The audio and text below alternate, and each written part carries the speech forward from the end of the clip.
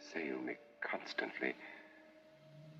As I've said, sounds of any degree whatsoever inspire me with terror. That's why your servant asked me to remove my boots. Yes. And even so, I could hear you coming. Every footstep, every rustle of your clothes. I could hear your horse approaching. Hear the clatter of its hooves across the courtyard, your knock. The grating of the doorbolt was like a sword stroke to my ears. I can hear the scratch of rat claws within the stone wall.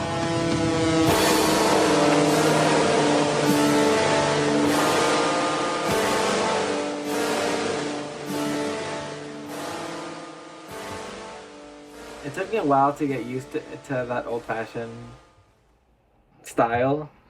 I'm hip record now. Yeah, I was reminded that I think I still prefer Poe as a poet and less of a prose writer. I don't know if that style is like archaic or posh. Like, I don't know what my exact issue with it is. I got used to it. It is kind of in the middle. When you get the poetry section, you're like, this is the musicality that I like to see. This is what I dig, yeah. Like a book within a book. On that note about like whether the old timey or purple style to the prose, I think it did that thing. I don't remember what the previous thing that we read was. That was like, why are you walking me all around the room to get to the other side when we could have gone in a straight line?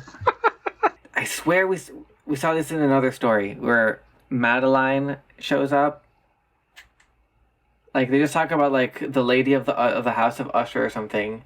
And then it goes, Madeline, for that was her name. We did this, like, walked across the room. Where did we see that before? Was it, like, Eichmann or something? Maybe, but I feel like... Yeah, I guess, because, like, what's the oldest thing we've read besides... Hold on, let me pull up that document. I have no mouth, Nicholas, King in Yellow. That was King in Yellow, 10 Days in a Madhouse. We did... Couldn't have been Uncle Vanya.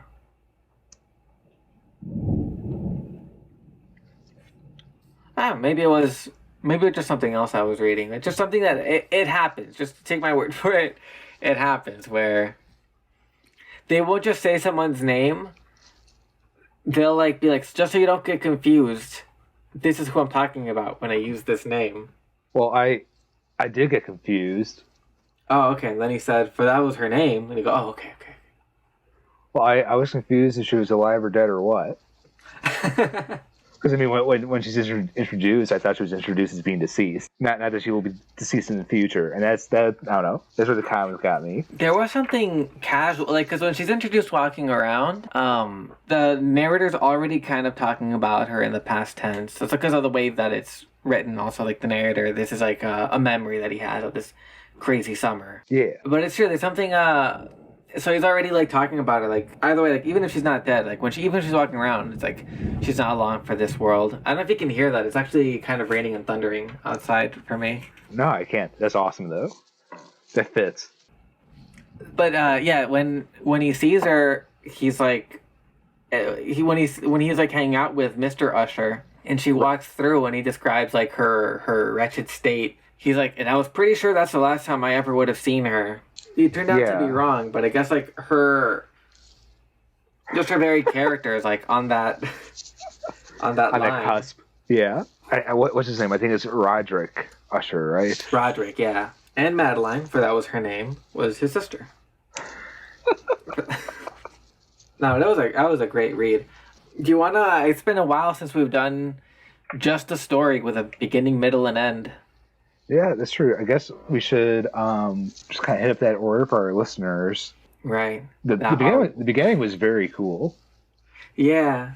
Where did the narrator ever name himself or themselves? Let me just skim here. I don't think so. Oh, let me just...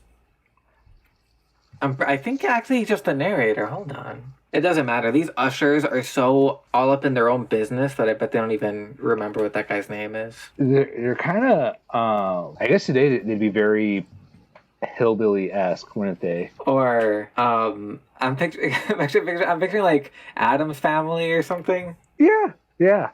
Just some old family. Yeah, it's like completely isolated from the rest of the world.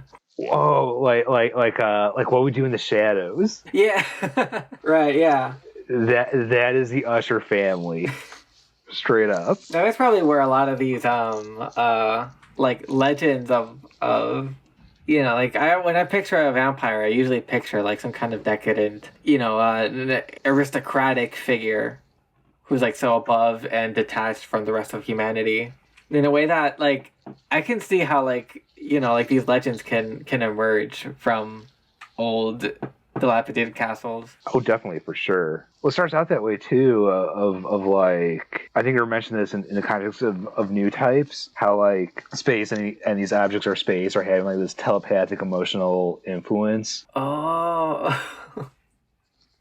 Oh, in the castle, they're unbounded by the gravity of day-to-day life. Yeah, there's more to this than we. They're unbound. Damn, that's.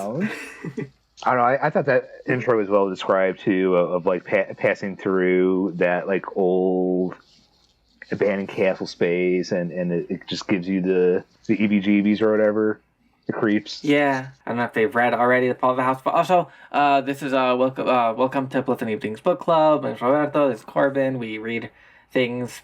Mostly been watching Gundam lately, but we read things too. Welcome. Yeah, just to set the tone, right? Like the story starts with the narrator like receiving a letter from an old friend to come visit him at his castle, right? And like, so we start with him like approaching the castle from the distance. It's like classic like universal horror thing of just like seeing it from a distance and being beset by like the shadow, like the mood this thing casts. And just be like, oh shit, I gotta go there. This is classic stuff. I love it. It's classic for a reason too. I have a personal experience of driving through like the old hills, mountains of Ohio on my way to West Virginia, and I thought the very earth was kind of cursed where I was driving through. It just felt scarred, and there was like an old dilapidated house shed thing, and it's I feel like an old pickup truck was kind of behind me too, and I didn't feel really good driving there, and even the public signage, there's a sign of the town you're driving through. Mm-hmm. The name of the town was Get Out. That's. There's fog and trying to that old dilapidated shit. I'm like, oh fuck, there was like serial killers or some crazy shit going on. Drive more. There's like a clearing and it's foggy, and there's like this lone old tree that they probably hung people from back then. Like just brutal shit. Right. It's really cool when like there you have like this is perfect House of Usher stuff. Like usually in a movie, like even in like Dracula, like in the Todd Browning Dracula, you go up, the castle is spooky, and that's just sort of there's no reason for it to be spooky except for setting the tone. Here it is about the confluence of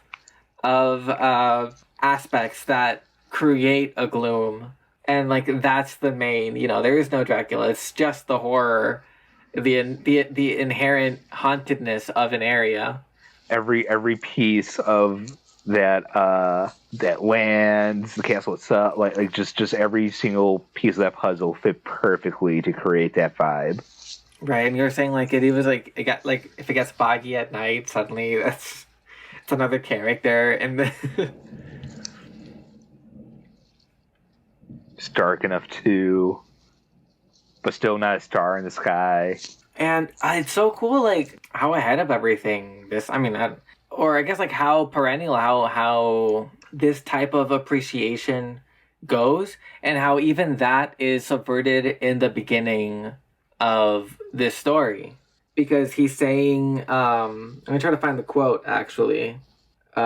He's talking about like how as it's approaching the castle, he's going for he like just seeing the reflection in the tarn. New word for me. Love it.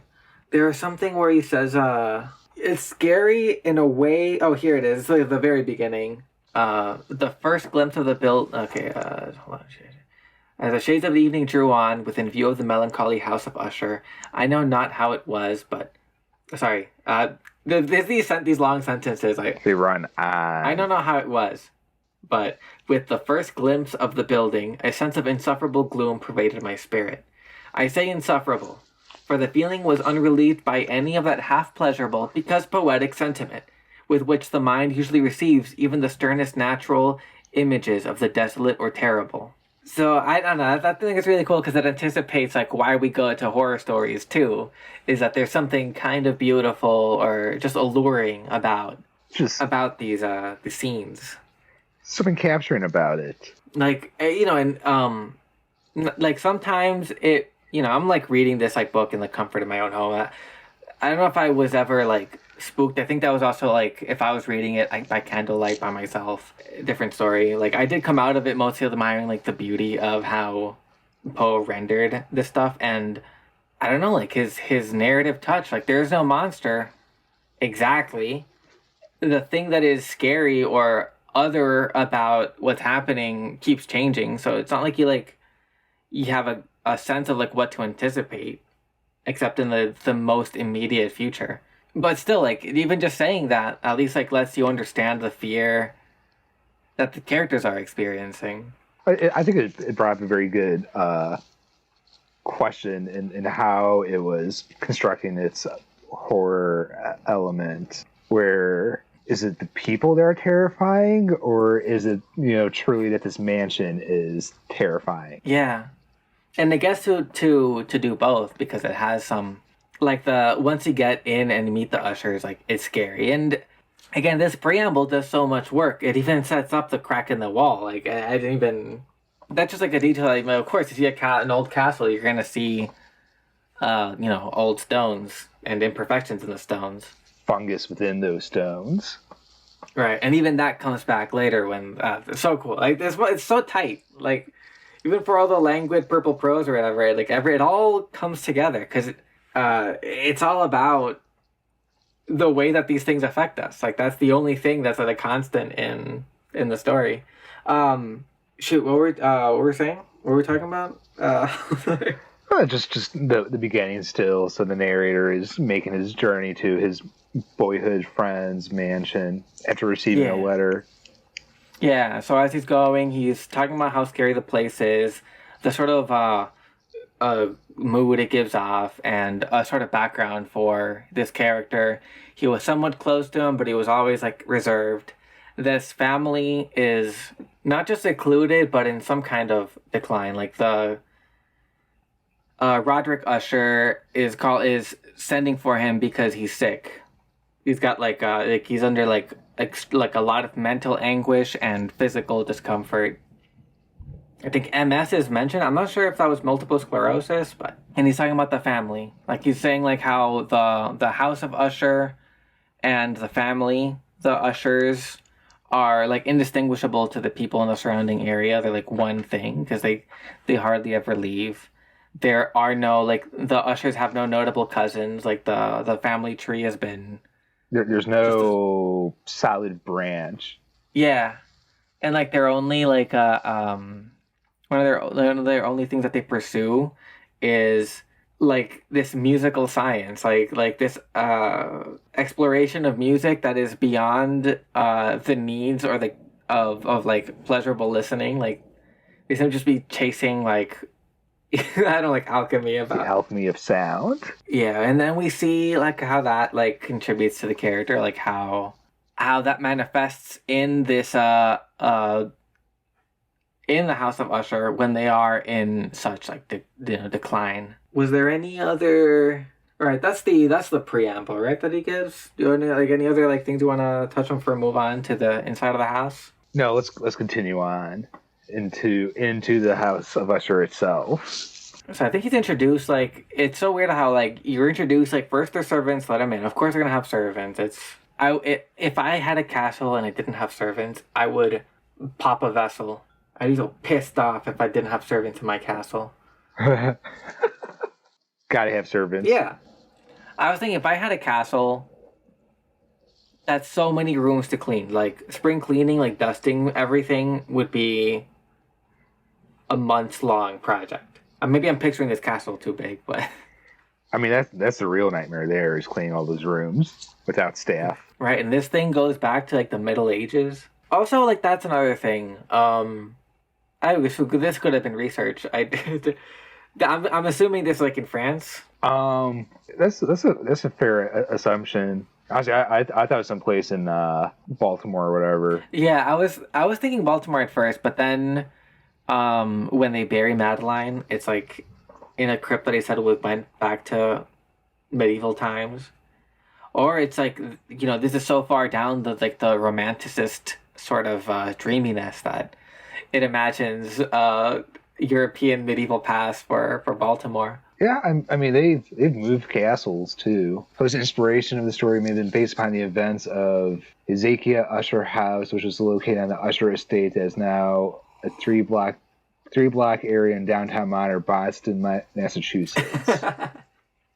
Well, how do I know that? How can it say that? It's uncorroborated. Well, you know, to your point, like during this era of like 1830s or whatever, like it's like America has a shit ton of old stone structures that are ancient at that point. Like, yeah, America's like 60 years old at that point. Like what we know as America. I mean, unless we're talking about like some Native American structures. I mean, but yeah, I don't think the Ushers were that.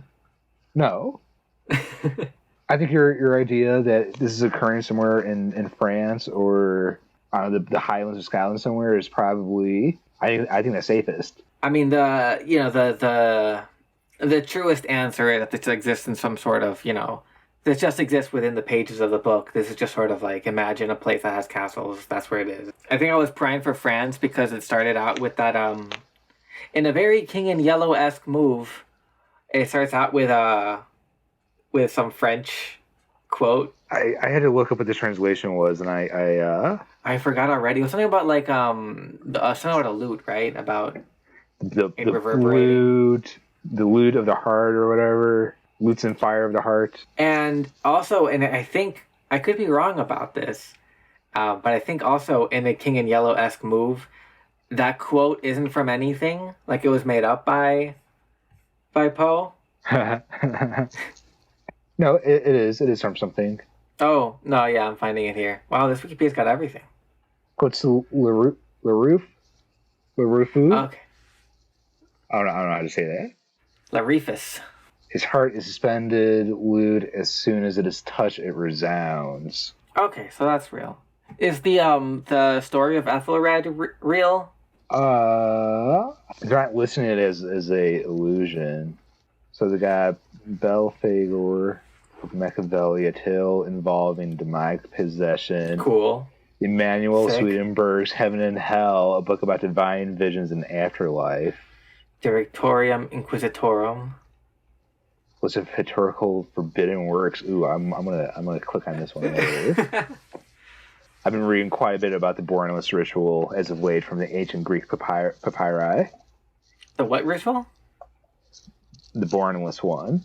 So the Western occult is very interested in the ultimate goal being knowledge, awareness, and companionship with your HGA, your holy guardian angel. Holy guardian angel. They don't have those in Greek time.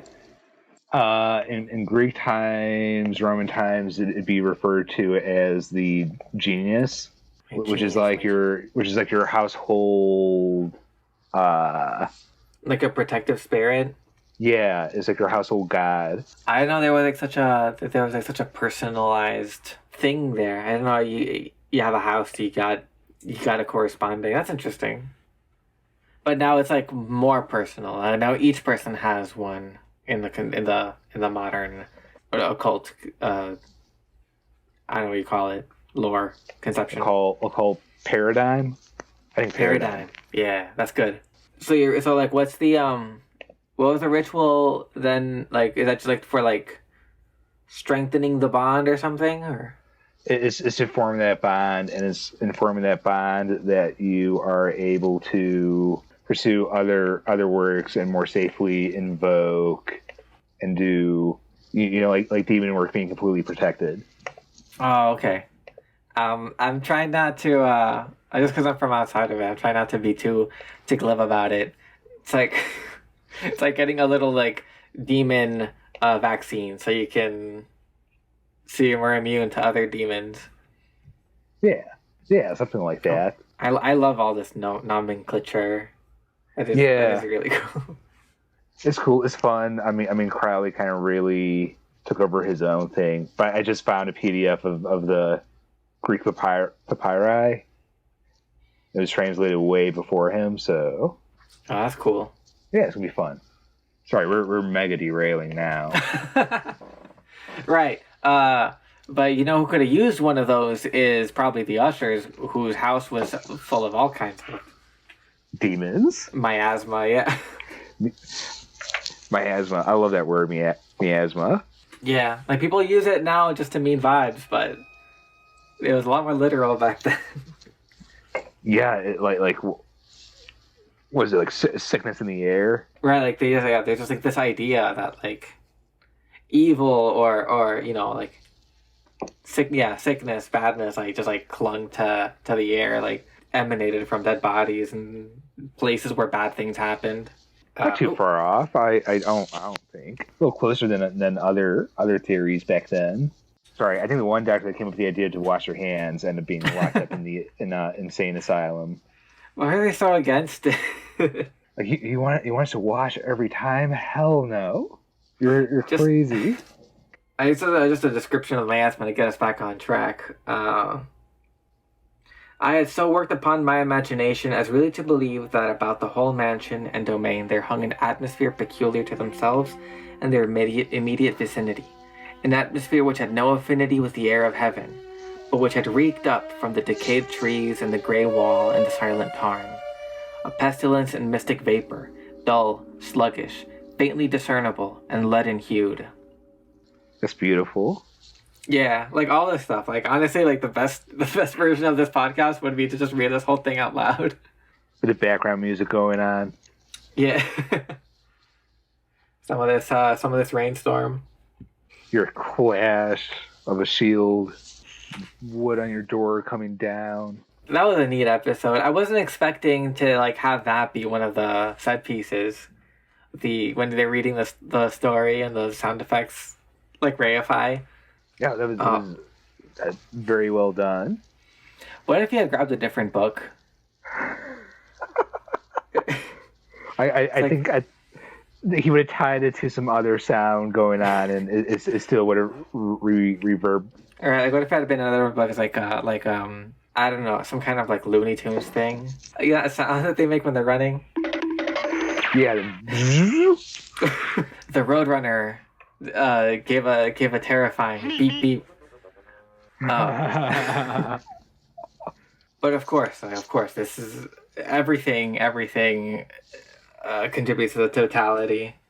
There was no chance for him to pick up anything else. I guess it was the only book in the room. The way that it's so cool the way everything like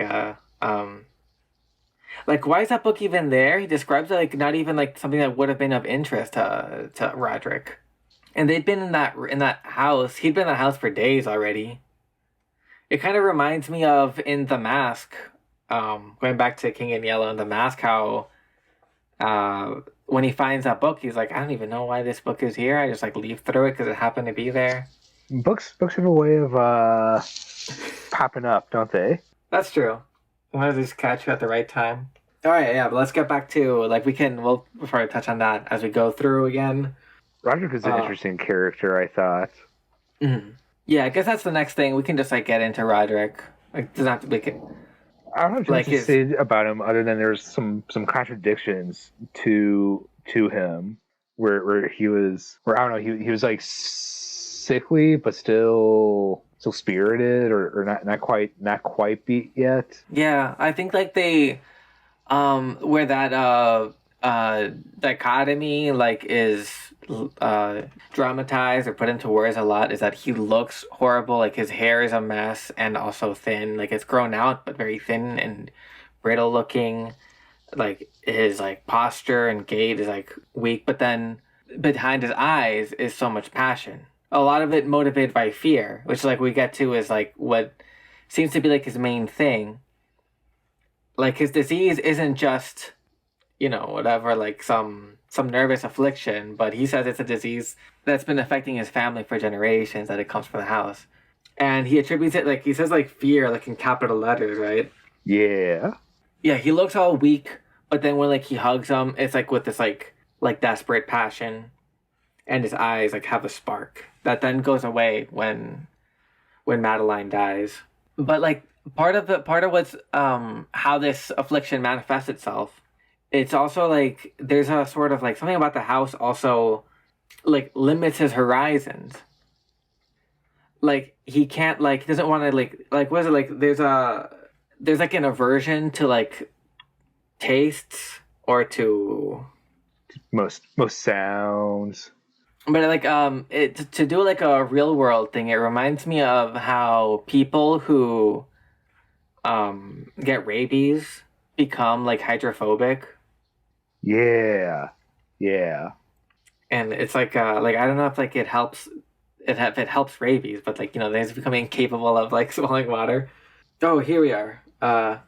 He suffered much from a morbid acuteness of the senses. The most insipid food was alone endurable. He could wear only garments of certain texture. The odors of all flowers were oppressive. His eyes were tortured by even a faint light, and there were but peculiar sounds, and these from stringed instruments, which did not inspire him with horror.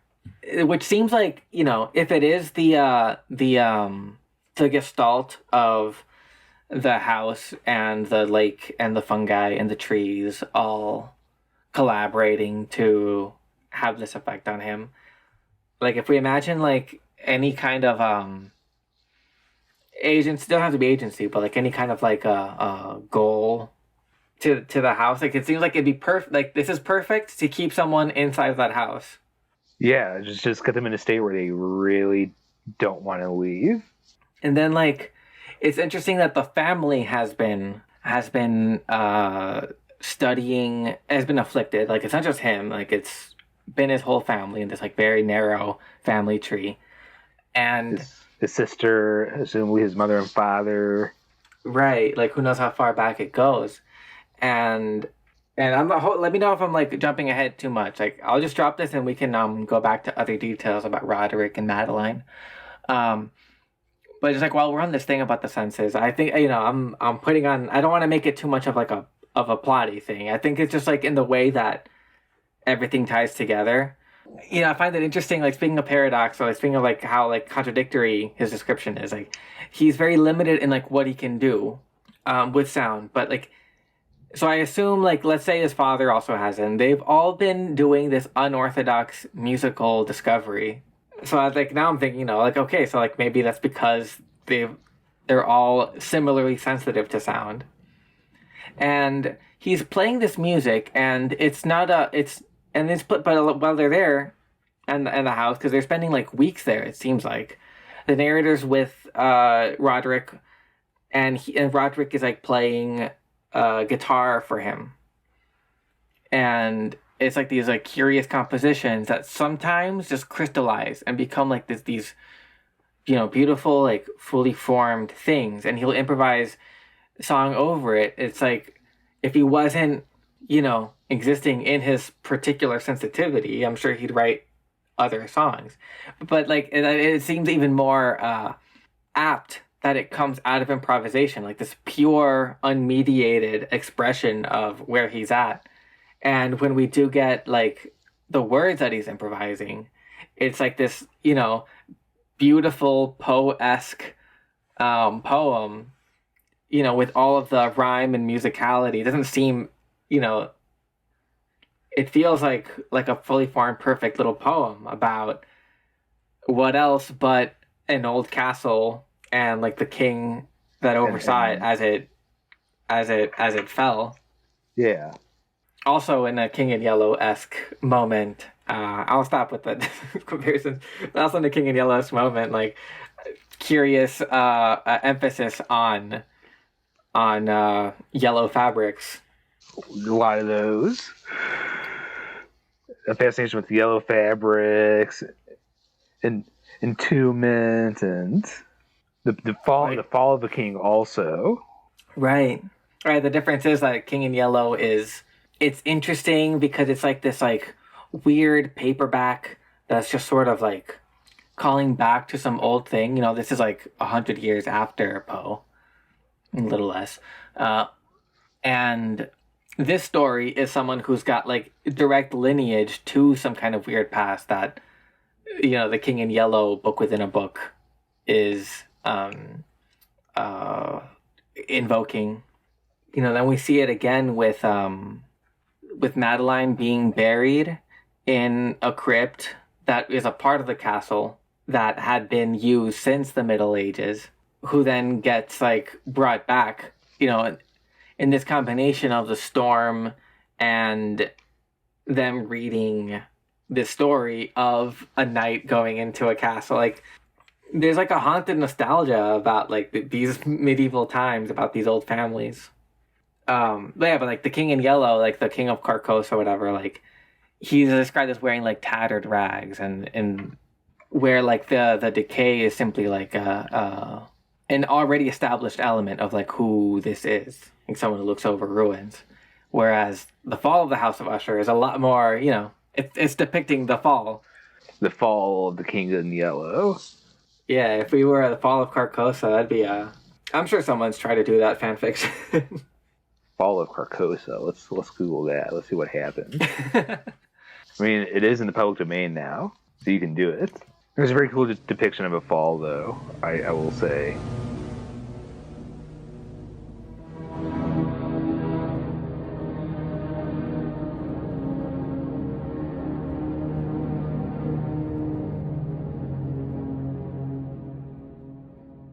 Do you want to go back to the to the narrative, or? Yeah. Let's continue on. We're nearly done going through the narrative. I think. I mean, there's not a ton that goes on. So we meet Roderick, the paradox of a man. Mm. We very briefly meet Madeline before she dies. Right, and when she dies, I guess I talked about it earlier. I don't remember. Yeah. I remember if I got sidetracked, but like, there isn't even a scene where she dies. That's just like a preamble for whatever other scene that the narrator's getting to. It's like when she passed away, Roderick was different. She was already pretty ghost-like, though. I had thoughts during that first appearance, like not much of a character. As even later on, she wasn't much of a character either. I won't derail this. Actually, last night I watched like the 1928 silent movie adaptation of Fall of the House of Usher. Oh, I didn't realize they had that. It's pretty cool. It's a little surrealistic. Like the director was part of the, you know, it's from the 20s, so it's like during the era of surrealism with a capital S, and the director was forgive that I don't remember his name. I think Epstein, something. I don't remember. Yeah, like he was part of that school. Like this movie is like completely just vibes. Like it's a kind of a different story, but it's apparently Luis Buñuel was an assistant to him during the making of this movie. That's cool. But yeah, in the silent movie version, Madeline's a little bit more of a character. Where Roderick Usher is like obsessed with like painting her, and every time he like paints her in a little bit more detail, she gets weaker, but the painting is more full of life. And like the way they depict it in the movie is that sometimes we'll have like a painting that he paints onto, and sometimes it's like the actor standing behind the frame.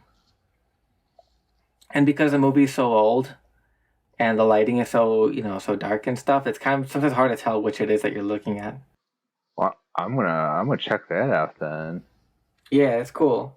Like Dorian Gray. Hmm. Yeah, it does its own kind of thing. Like Dorian Gray's got like this like moralistic thing about it. Where this one I think is pretty close to like it's obviously different from the story that we read, but it's pretty close in the way that it ties like to the way that like the aesthetic powers of a scene or the depiction of a scene can just in themselves change what it is you're looking at. Like we see that with that when he's reading the Ethelred story and the sounds become real. You know, I would say we see it with the Tarn and how the first thing that is brought up about the House of Usher, the castle, the place, is its reflection in the lake. So first we're given the image of the lake. I'm sorry, of the house, but in a way that's like naturally occurring, and like the way it's constructed too. It's like the house goes right into the lake as like the way it's described. So it's like image, image, image. House with just like this like one border in between, and then at the end, of course, when the house falls, Yeah. it gets swallowed up by the lake too. Such amazing imagery. Yeah, like what a cool Poe really is one of the great. It's so cool that like maybe it's better for an outro, but whatever. Like that's so cool how like I we were talking with Hannah earlier, and she had a big Poe phase when she was younger. Like I'm sure like I know like I did in middle school. Like I think it started when I saw the Simpsons Treehouse of Horror do the Raven. And then I went off to like read every what I could find of him. Also, like anything, I love anything with Raven imagery. Right, and one that like it just like is so effective with it, like does so much with it. Where it's not just about like what can the Raven represent, but like how freaky it is to see a Raven and have the Raven see you. Yeah, staying power for sure. It's something that is so neat. Like Poe is so accessible. Like when you first encountered the Raven, like how old would you have been? Like young right? for sure. Like maybe 9 or something like that. Yeah, that's maybe a little precocious, but still like It's an exaggeration. I don't quite have memories exactly to when. no, but it's apt. Like I believe it, especially I think it speaks to like Poe. Like he's so accessible that he's often assigned reading in middle school, but like I agree visiting it now, like it's still like no, it's the reason why he's so revered and beloved is like it's a shame like he died like he wasn't appreciated in his time, but like it hits in a way that like nowadays, and I remember giving myself away as not so intelligent, but I feel like for your average person, you need Shakespeare explained to you. Like Shakespeare doesn't immediately for sure. Shakespeare sucks. Right, but then like sometimes like someone will pull out a line, I was reading on a Shakespeare quote earlier. It came up in some video game I was playing. Some quote about death, about returning to the worms in Richard II. Like, damn, that hits hard. It's like, oh, that's Shakespeare? Personally, I like Macbeth quite a bit. Mm. So, like, yeah, it can hit, but, like, I feel like you have to come to it.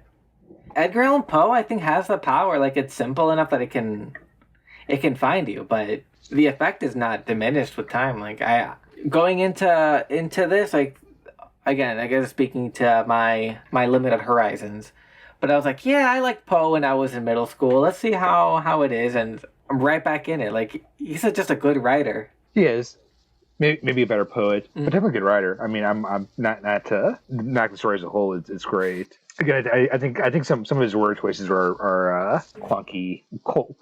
Collocation. It's kind of a weird word. Yeah, I don't know. Yeah, I'm not familiar enough with the literary context. I don't know how much of it is him being like a sort of a weeb for our European Gothic past. I mean that's fair. I guess you have to recognize that it is 200 years old at this point. Right, and there's a nostalgia, Annabelle Lee and the Kingdom by the Sea. Like there's an ongoing sort of romantic fascination with the past, with like fallen kingdoms and It's also like it's the romantic context of like how can get the most juice out of this sentence? Like how long and how eloquently expressed can I make this one sentence? That's what it is. He's going for eloquence. Yeah, definitely. Yeah, that definitely that kind of musicality, especially now, is more welcome in a poem where it's all about like what twists and turns like a sentence can take. That's true. We definitely have to remember the context that we are in now for sure. Yeah, it's definitely like I know that Lovecraft tries to do the same thing, and that's like seeing like a negative where I struggle with Lovecraft. We'll have to add that to the list. See what which one we do. I'm curious about which one is it? I know my favorite one that I've read is probably Color Out of Space. That's probably what most people will say is like a good intro story for him. I'm curious about Whisper in Darkness. Oh, I haven't read this one. I was curious about it. I like the fact that there's like harder science fiction involved with it. Maybe we can add that one to the list. I mean, we got to touch like we've been doing so much like Lovecrafty stuff since the beginning of the show that it only feels right to. I think we've been pretty ingrained in reading weird fiction. Yeah, even this I would say like qualifies. I think so. It definitely fits. Like it's all about like the very edges of like the very edges of like human rationality, like madness becoming a force itself. So I mean, I do really enjoy the Usher's argument about the sentience of all vegetable things. Oh yeah, that felt like, especially when we got the fungi involved. Like fungi's got to be the most Lovecraftian kingdom in biology. This was my favorite. The belief, however, was connected, as I have previously hinted, with the gray stones of the home of his forefathers.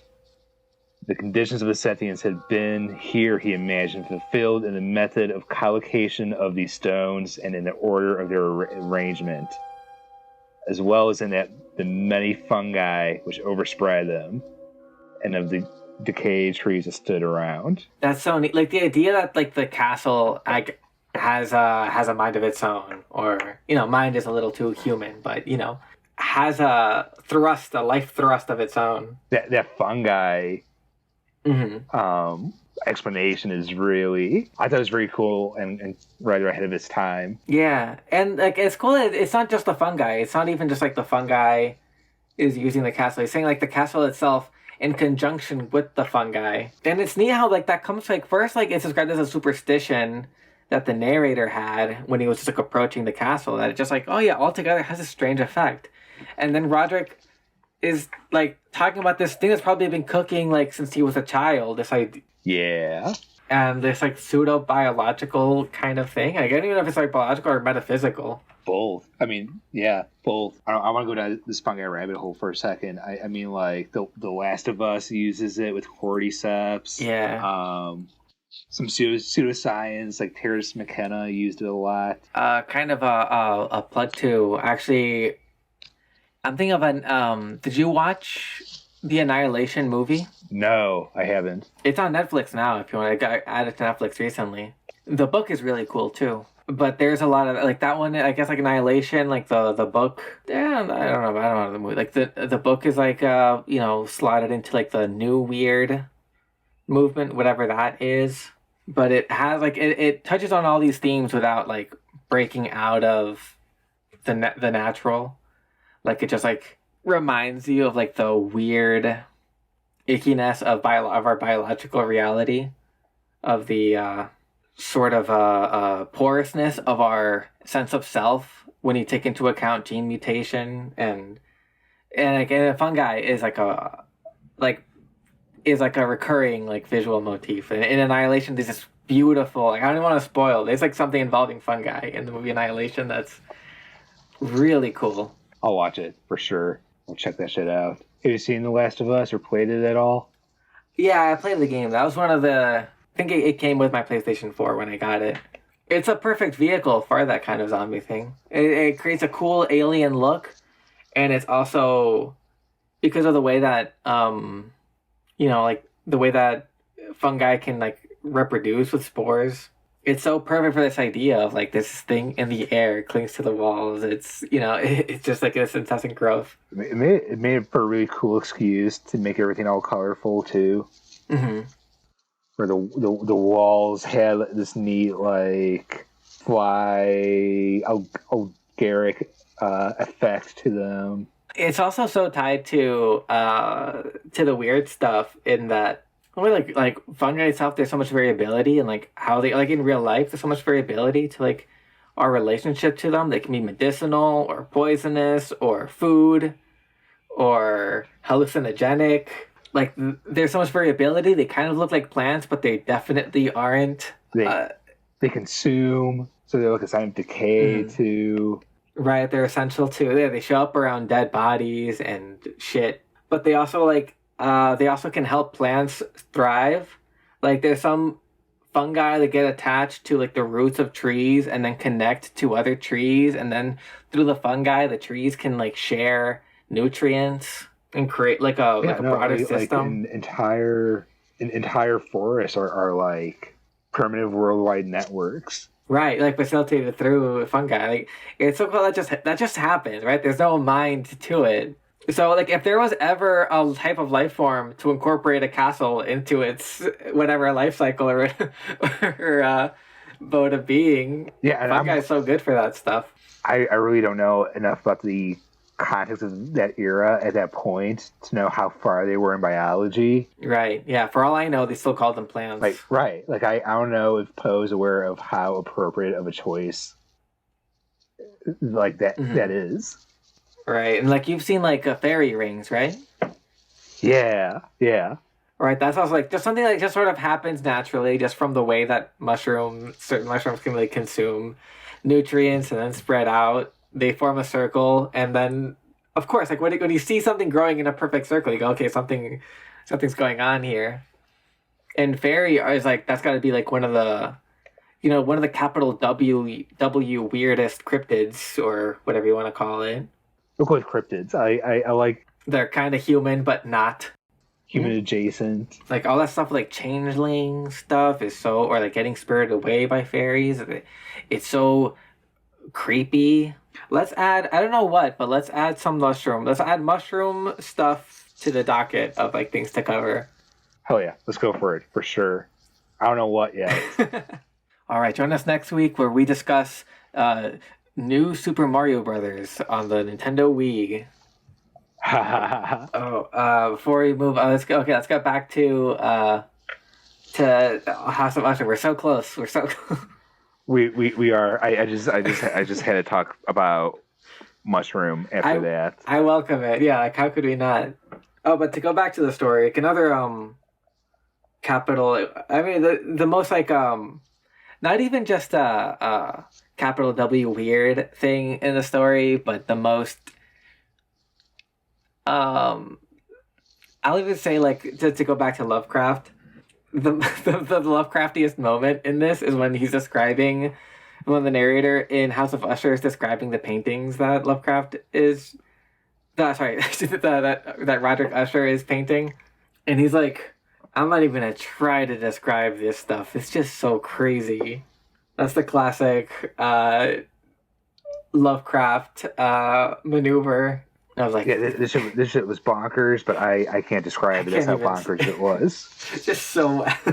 But then what they get to is, Roderick. What we end up getting is just sort of abstraction. Like it's not even like paintings of anything in particular. It's just a painting of a feeling, which is also so ahead of its time because this predates like Rothko, or even like Whistler's paintings by a good number of years. I guess the description was kind of cool. It was a nice interplay between light and dark, and how it was interacting. I guess what shadow play or whatever. Yeah, this was just sort of. Let me try to find the quote again. Paintings over which his elaborate fancy brooded, and which grew touch by touch into vagueness at which I shuddered the more thrillingly, because I shuddered knowing not why. From these paintings, vivid as their images now are before me, I would in vain endeavor to adduce more than a small portion which should lie within the compass of merely written words. By the utter simplicity, by the nakedness of his designs, he arrested and overawed attention. If ever a mortal painted an idea, the mortal was Roderick Usher.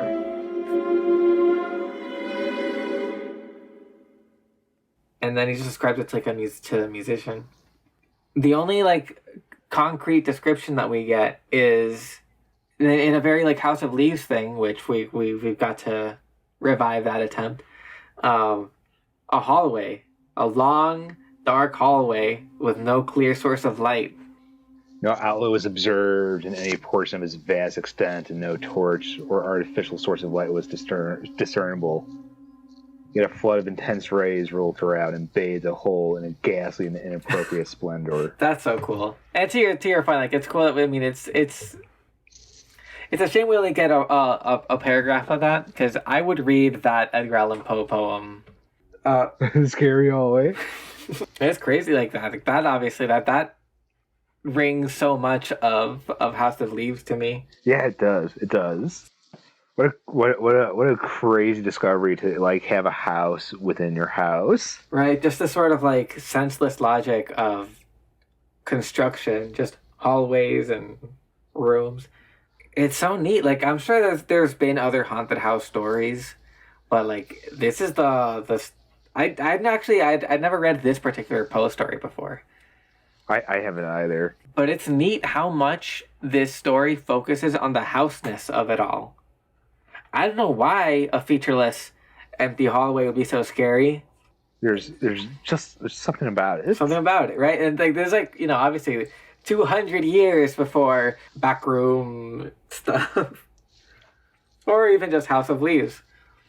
I mean, they're memes today for the same reason that this was an effective short story. There's so much here. This is like a neat little. I feel like I'm like discovering like a fossil, the precursor to all of our modern horrors right here. Oh, it's for sure influential, without a doubt. Back to the story. We talked about the improvised poem. Anything there you want to go into? I think that's what's next. We already talked about it a little bit. I'm already like... Yeah, I mean, it's visually sick and well done. I enjoy a good downfall narrative. Mm-hmm. Yeah, we got one like a downfall within a downfall, which is really cool. Such a neat creative effect to place stories within your short story. Yeah, and to do it twice. I appreciate that. Yeah, because he did a second time with Ethelred. Ethelred, the title of which was I had it up. Mad Tryst of Sir Lancelot Canning. I'll be honest. When I read that title, maybe you had a different experience. For a second, when I read the title, I died a little bit inside. Like, oh no, that sounds so boring.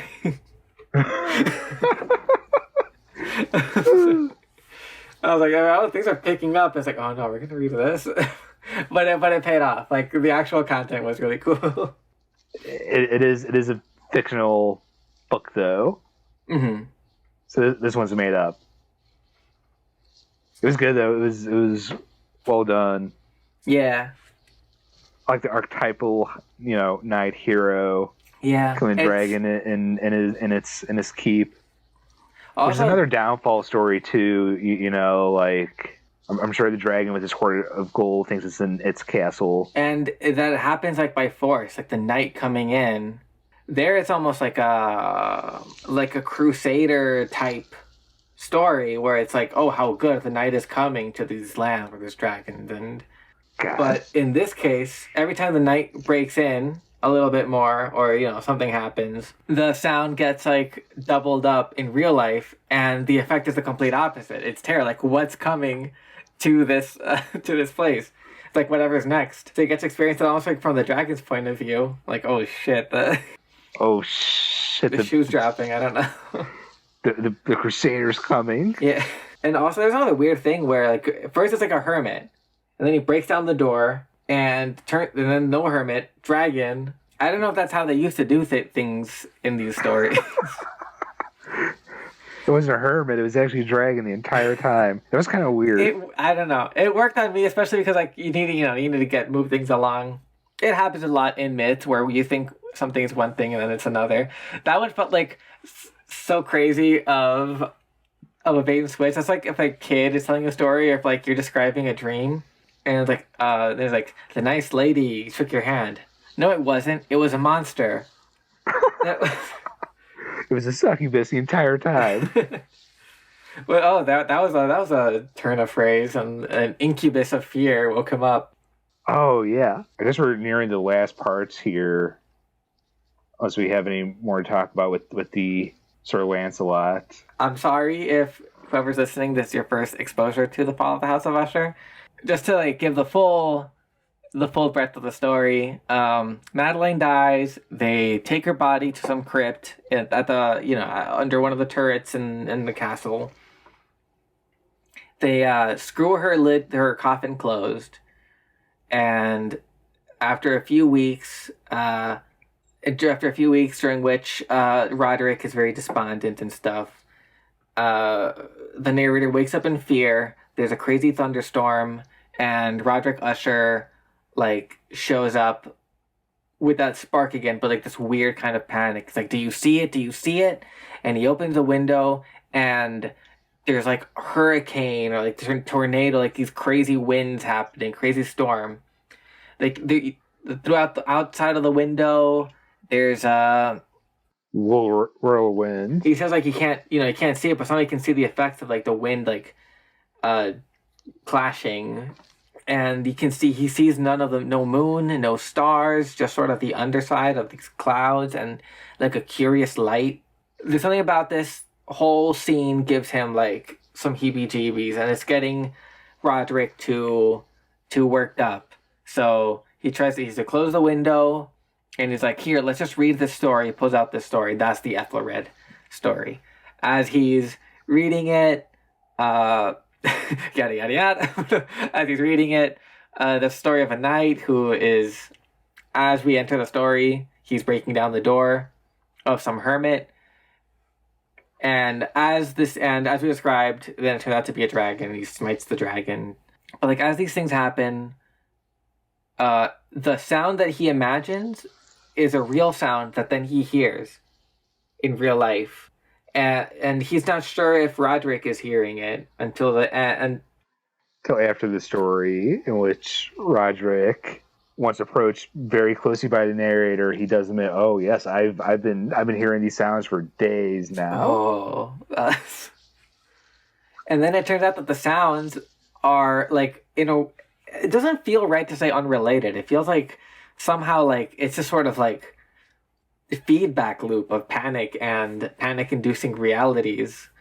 So it doesn't feel right to say it's unrelated to the story because it lines up so perfectly.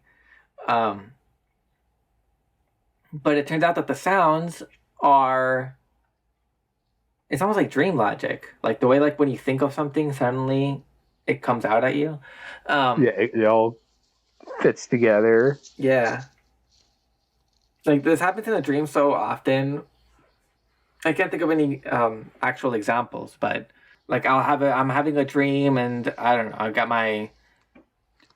whatever. It's not I'm in an embarrassing or like a vulnerable situation. Then I think like, oh, I hope my dad doesn't see this. Suddenly my dad walks into the dream. Right? The dream police shows up. Yeah. That's never specifically happened. But something like that. Where like as soon as you ideate an anxiety, I mean, maybe this is me. So as I ideate an anxiety or something, or a hope, suddenly that's when it like comes into play. Like the sort of like not quite lucid, but thought-provoked dreaming.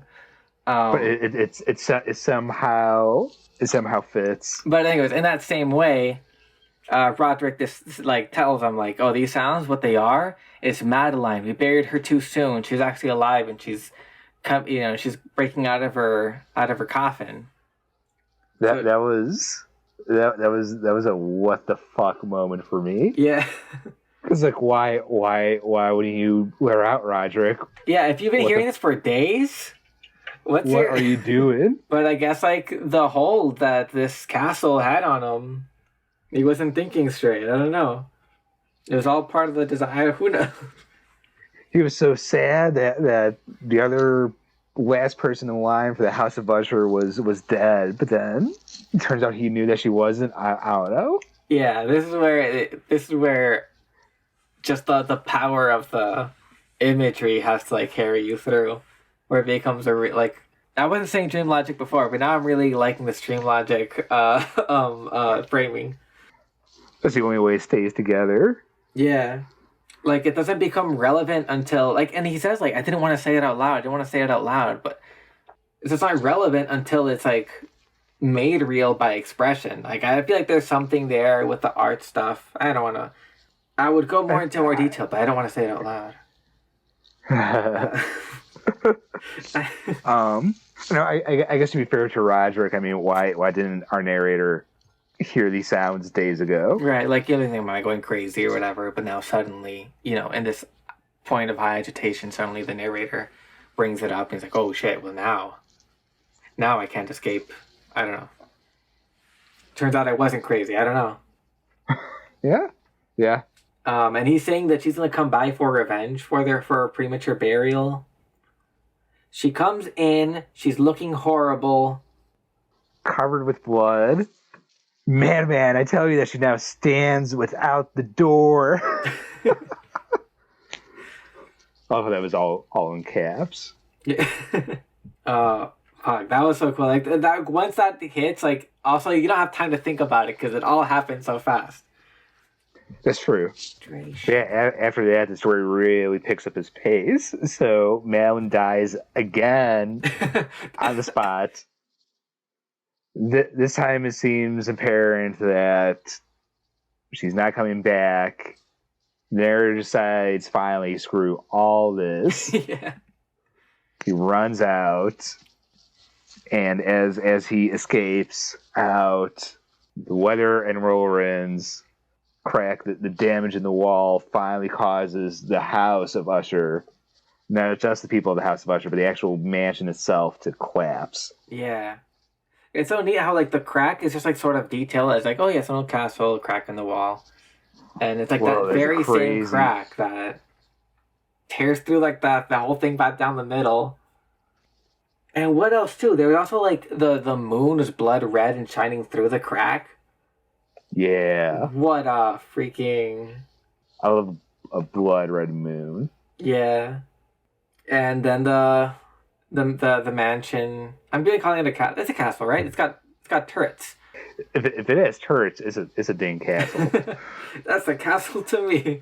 Then the castle, the House of Usher, the titular House of Usher, descends into the tarn. The end, right? Yeah.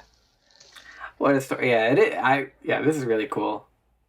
It's cool that the actual castle collapses when, assumably, every other family member residing within that castle dies. Right, because like at that point, like it all comes together. It's so cool, like how like the way that like we're talking about Exterminator, how like I was tempted to like take all the stories and all the elements and like draw like red string between everything. Like it's so neat how like all these details come back. Even every like throwaway line. So yeah, like the House of Usher refers to them and the family, and it's one and the same, and they affect each other back and forth.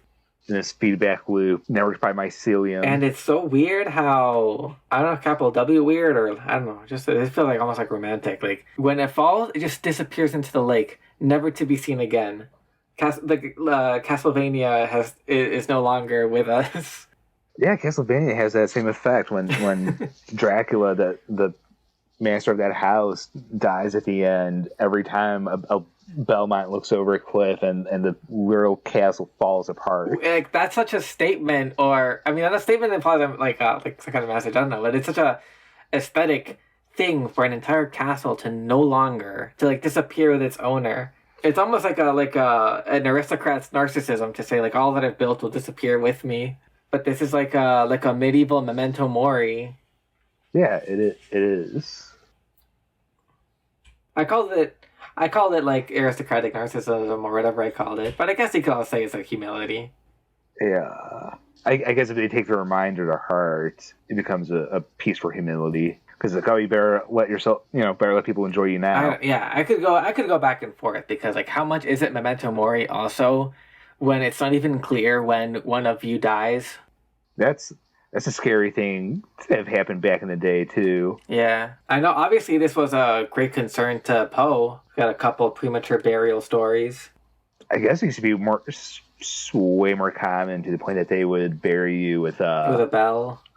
Yeah, and the type of thing also inspired Dracula stories. People in those European villages would, come back to graveyards and. Oh right, yeah, like put a stake through. Yeah, but also find the people blood covered, and their nails are no longer remaining. Assumably because they were trying to scratch so hard out. It's probably like a result of some decay.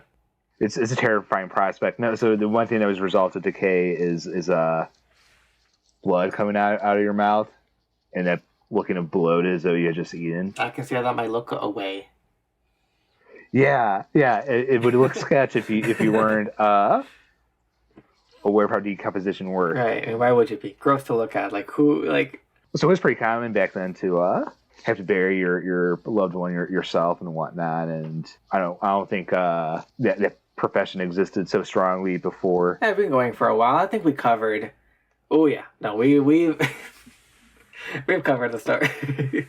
we covered most aspects of the story for sure, and then some, and other figures surrounding Poe and after Poe. All right, so I want to call it a night for this podcast. I'll hit the nail on the coffin and call it a pleasant evening. Yeah, well, now we're gonna bury this podcast in the bottom of a deep dank tower. I hope it doesn't come back. No, only as content. Only as content. Listeners. Alright, so I declare this evening pleasant. Yeah, I've been Roberto. This is Corbin. Alright, have a pleasant evening. Pleasant evening, listeners.